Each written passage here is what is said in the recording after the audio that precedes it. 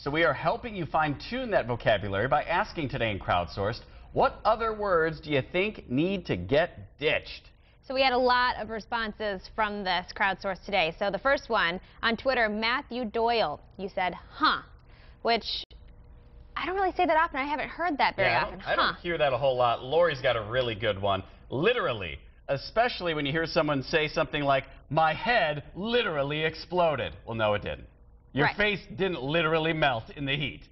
Jim Chapman on Twitter, you said literally as well, so I guess that's one we can all agree on. But on Facebook, Chad, you said LOL because we know you're kidding, ladies, and also seriously. Mike McDonald says bae. I'm with it. I don't need to hear bae at all. Bae.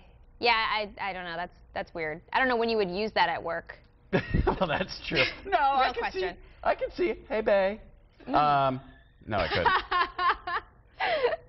Do you do that? Please tell me you don't. Okay. Bae. I think that I'm sorry. That's a big one, especially Christine. She's not here today, but she said, I'm sorry. About everything. Yeah. And I'm like, girl, you got to stop it. Don't say sorry if you're asking a question. Just ask the question. You can do it.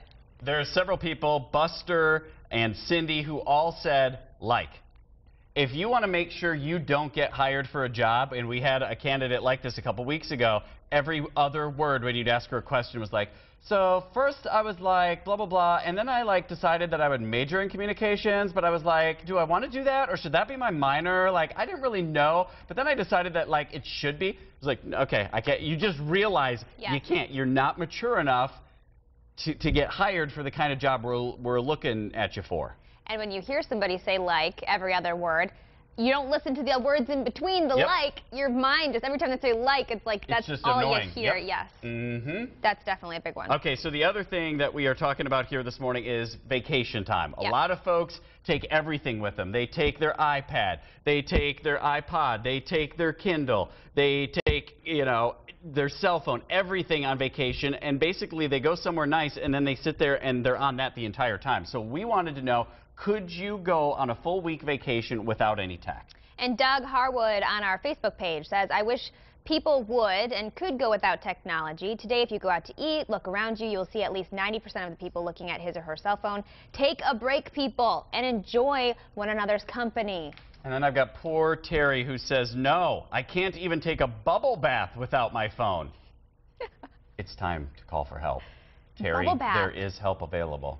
Oh, goodness. You can get it. Justin says, sure could. The way my phone is always ringing, if I didn't leave it behind, I wouldn't get much of a break. That's pretty good. Barbara, as long as my 3 boys and their godmom are with me, yes. Without them, with me knowing that they are okay, I would go insane. I can see having the phone around because if there's an emergency, how does somebody get a hold of you? Now, that doesn't mean that you take it wherever you go and constantly check it. But carrying it on you, that's another thing. And I depend heavily on my phone when I'm somewhere that I don't know the roads. I use it for my GPS all the time. Otherwise, you're on vacation somewhere, you could get lost. I mean, come on. It's just handy. I do like the idea of not taking all of that stuff or even setting a rule like, listen, we're not going to pull these things out while we're on vacation and sit there and play on them. Right. Absolutely.